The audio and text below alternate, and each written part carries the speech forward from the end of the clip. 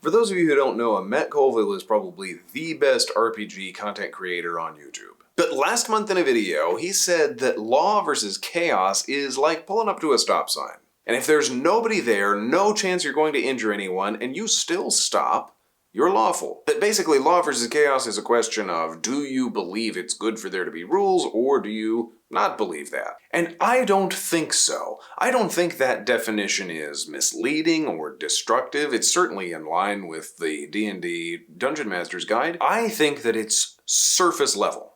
I think it doesn't get at the essence of what we're talking about when we talk about law versus chaos, and I think there's a better definition to be had. Now, Matt has said, and I 100% agree, that alignment should not define your character, but rather it should be a helpful description of what your character believes. Well, this video is about which beliefs fit under which word. Because I believe that having a greater degree of precision in the terms that we use helps us to have a greater degree of nuance in the beliefs that we're talking about. Instead of asking, do you follow rules, we should ask, do you follow a structure? Now those sound very similar, so what's the difference? Well, there are a couple of problems with the stop sign metaphor. You'll see these joke alignment charts sometimes where they'll put the characters of Dilbert on the axes of smart and stupid and cares and doesn't care. Or the Archer characters on the axes of competent or useless and nice or dick. Those are two halves of a whole.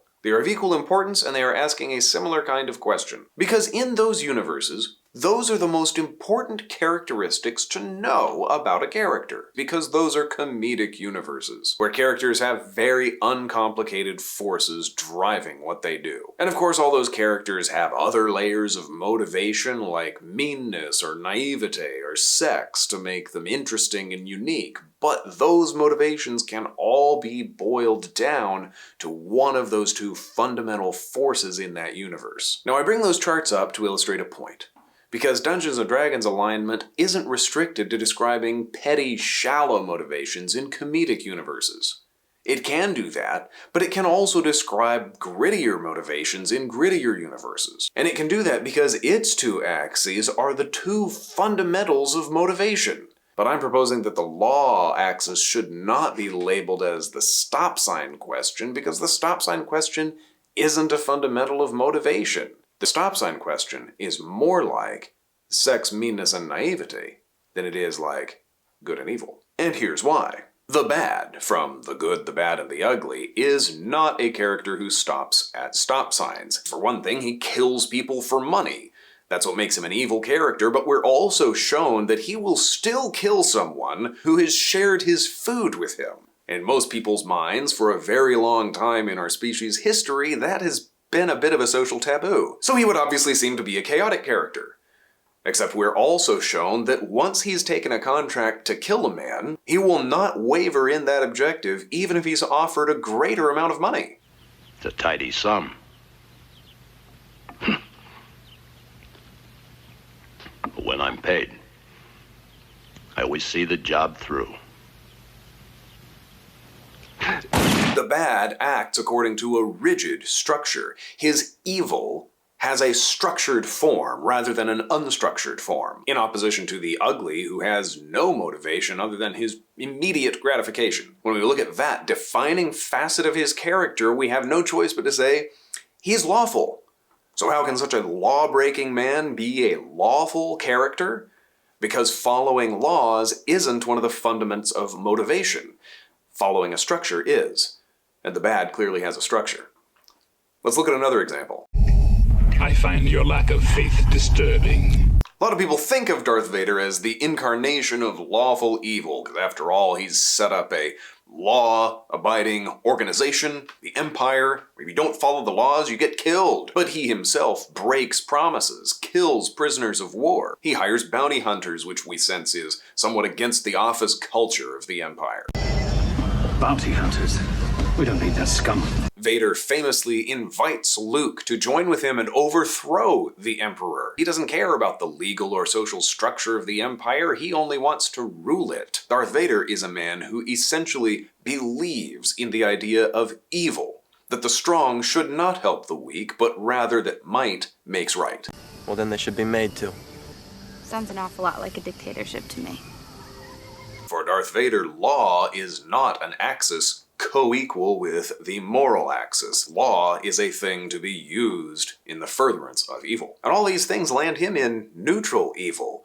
He'll use laws or break them according to whatever serves the purpose of evil. Now, can we graph that on the stop sign axis of law versus chaos? Of course we can. But the fact that so many people put him at the lawful end of that axis, even though he breaks rules all the time, shows that we need to rethink that axis. And if we think of it in terms of, do you follow a structure or not, then he's clearly neutral. He sometimes follows his personal code, murdering officers who fail him, and sometimes doesn't.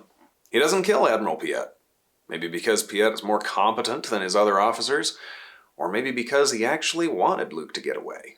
So let's look at another famously aligned character. Robin Hood isn't chaotic. What are you talking about? He disobeys authority in order to do the right thing. He's clearly chaotic good. Well, no discussion of Robin Hood is complete without this story that is usually left out of Robin Hood story anthologies. The story goes like this. Little John gets tired of taking orders from Robin Hood, and he leaves the band. He goes into town, hires himself out as hired muscle for the Sheriff of Nottingham, thinking for some reason that the Sheriff of Nottingham might be a better boss. And while he's working there, he finds the Sheriff is not a more compassionate boss, and in fact, he gets frustrated with the conditions and wants to go back to Robin Hood. So, goes into the Sheriff's kitchen and starts cleaning up all the silverware as a peace offering for Robin. Meanwhile, Robin Hood has just looted the tax train. Little John shows up with this sack full of silver plates and says, hey, let's throw this on the treasure pile. Robin Hood says, what are you doing? I robbed the tax train because this is an illegal and unjust tax. This appears to be the sheriff's personal property. If you want to join my band again, you're going to go to his house and put this back. Because we are not thieves. Without this story in the mix, people get a skewed view of Robin Hood's motivations. Even Robin Hood doesn't have the Robin Hood motivation of taking from people who can afford it and giving to people in need. We never rob.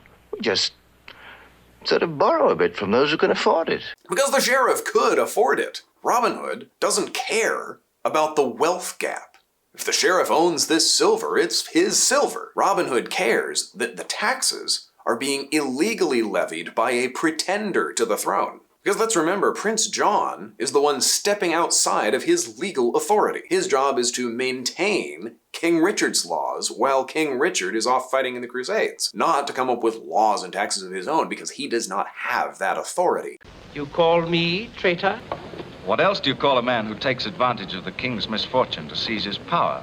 Robin Hood believes that it's good for there to be laws and that civilians and government officials should obey them. The stop sign axis tells us whether a character disobeys the laws of whoever's in power now. But as you can see from Robin Hood, who is in power now is a bit of a messy question, compounded by the fact that characters who oppose the people who are in power now might not be doing so for the sake of chaos, but for the sake of an alternative order. If your character is a revolutionary, revolutionaries, typically speaking, overthrow authority for the sake of installing a, in their minds, more orderly authority, which will do its job better. And related to revolutionaries, perhaps the inverse of a revolutionary is a person who disobeys current legal authorities in order to be obedient to some prior authority, like a Jedi living in hiding under the Empire. If you're playing either of those kinds of characters, it's going to be a little sloppy to fit them onto the stop sign axis. Are they obeying authority or are they overthrowing authority? Well, they're doing both. Now, Robin Hood could be considered chaotic on the stop sign axis, because he does in fact break laws that are currently on the books. However, he could also be considered lawful on the stop sign axis because those laws that are on the books are illegal. That's why I propose that we instead ask our players, is there a structure to the way your character does things? Does he abide by some set of rules, whether self-created, legal, social, or religious? Does he make it up as he goes, or sometimes one, sometimes the other? Chaotic is the character who has no idea what shape his good or evil is going to take today. It is different, yeah, it's a different morality. Get used to it or go home. And there's nothing more lawful than a character who looks at a corrupt, according to his understanding, authority and says, "Your authority be damned. I will follow the law that I respect." Anyway, Matt, this was a good discussion. I hope we do it again. I watched all the rest of your alignment videos and found out we're probably more on the same page than I thought. And to the rest of you, do you think I'm right or way off base? Do you think following rules is, in fact, a fundamental of motivation? Or do you think following structure is, more accurately, the fundamental of motivation? Leave me a comment with what you think. Remember, this is an abstract discussion about role-playing games as a topic unto themselves. And role-playing games are still a relatively new field to be discussing. The benefit of the discussion is not to be right or wrong, but to think better thoughts that make us better GMs and DMs. So until next time, keep learning, keep trying new things, and stay tuned.